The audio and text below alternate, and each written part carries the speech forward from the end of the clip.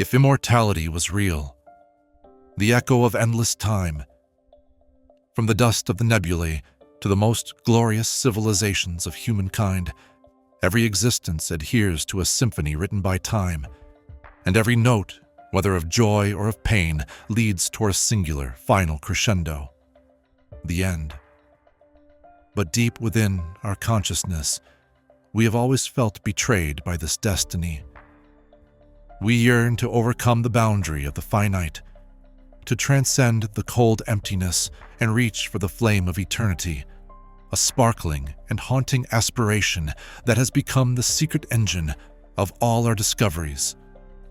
Today, that yearning has materialized into a technical possibility.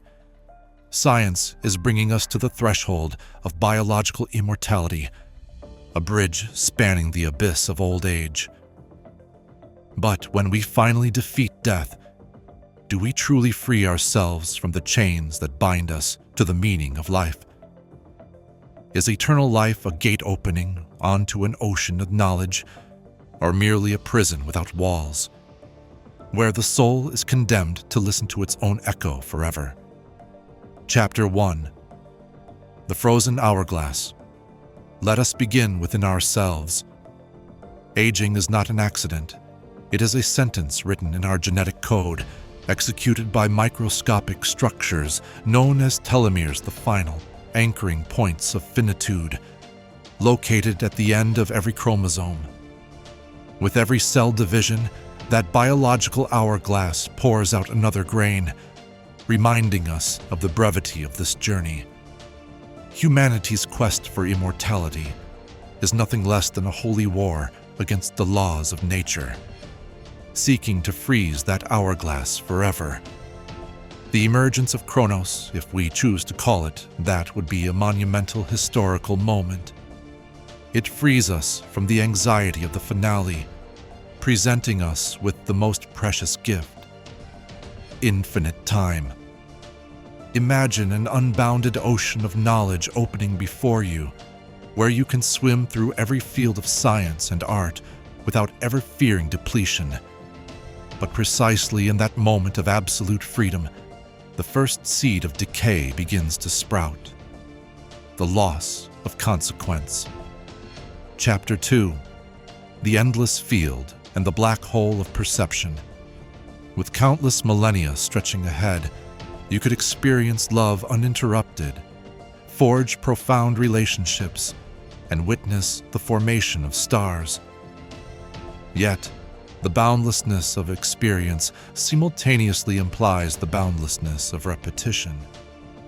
Can our soul possibly contain the overwhelming burden of hundreds of thousands of years of memory? The brain, originally designed to forget what is unnecessary, would become a ragged storehouse, overflowing with the ghosts of departed generations. Every death of a loved one would be a wound multiplied infinitely. A new malady would arise, a pathology of the soul, which we could call the immortality syndrome. It is the place where everything has been learned, every sensation tasted. Boredom would no longer be a fleeting moment, but a black hole of perception, consuming all motivation and the very will to live. If biological immortality is too messy, too reliant on fragile flesh, then perhaps the answer lies beyond the body entirely. This is the radical vision of digital immortality, the promise of the technological singularity, the ability to upload your entire consciousness, every memory, every synapse pattern, into the cold, clean perfection of a computational substrate. You would no longer be bound by telomeres or the vulnerability of flesh. You would exist as pure information, a data stream capable of existing across time and space. Yet, this raises a new, terrifying philosophical chasm. If you copy your mind, is the digital instance truly you, or merely a perfect replica? The original biological self still faces the grave, while the dig death, however harsh, remains the greatest catalyst for creation and action. It is finitude itself that forces us to love more deeply, to be more courageous. When death is abolished, do we eliminate, along with it, the very ability to cherish life? Chapter 3. The Social Ice Age and the Ultimate Frontier. The tragedy does not stop at the individual. When billions of people never leave this world, population overload will render every resource and every space so scarce that the situation becomes brutal. The immortality divide. Chronos technology cannot be free. It will become the ultimate biological frontier between the rich and the poor.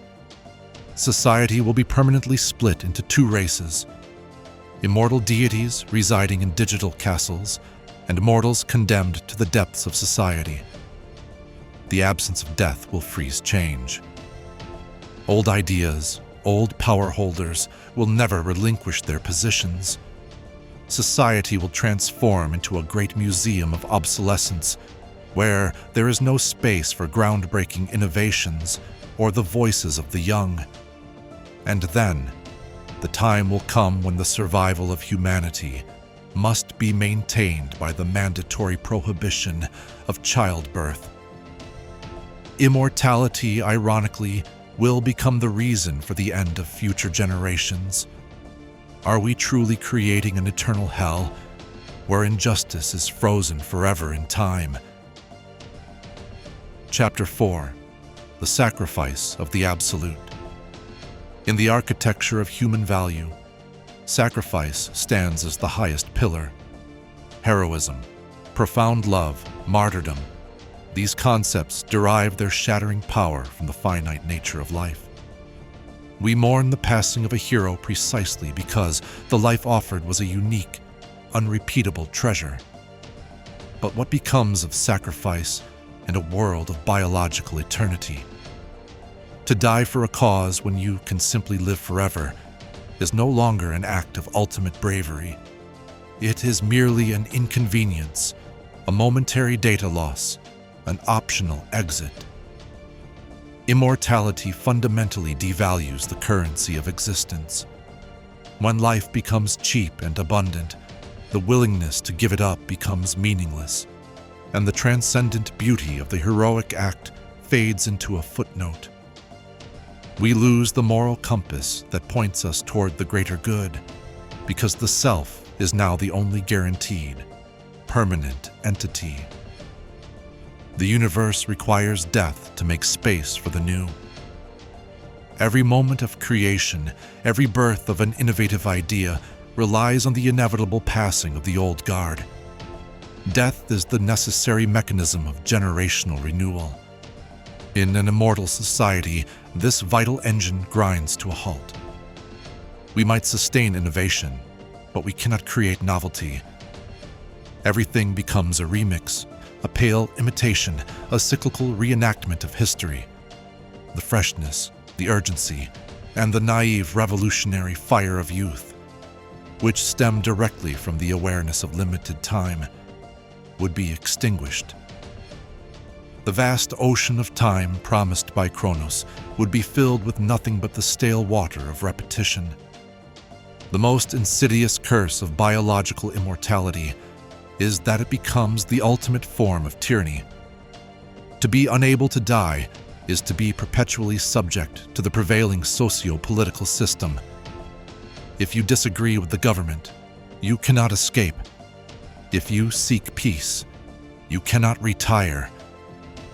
Your eternal existence becomes a life sentence under the conditions set by an unmoving, stagnated world. Immortality, initially pursued as the ultimate freedom, reveals itself to be the ultimate imprisonment. A metaphysical toll that demands the surrender of free will itself. Conclusion: the eternity of appreciation. Immortality is not a simple gift. It is a complex transaction between individual progress and social chaos, between the yearning of the person and the survival needs of the collective. Perhaps the greatest lesson we can draw from this obsession is this: eternity does not reside in the length of time we live, but in the depth of meaning we create within that finite span. Death may not be a failure, but a prerequisite condition for making life whole and beautiful. And when the moment of that ultimate decision arrives, what will you do? If we could choose to live forever, would you sign the contract, knowing the heavy price the world must pay? Thank you for joining us on this profound journey into the unknown. We'd love to hear your deepest theories in the comments. And if you enjoyed this film, don't forget to subscribe to If Stories for more deep content.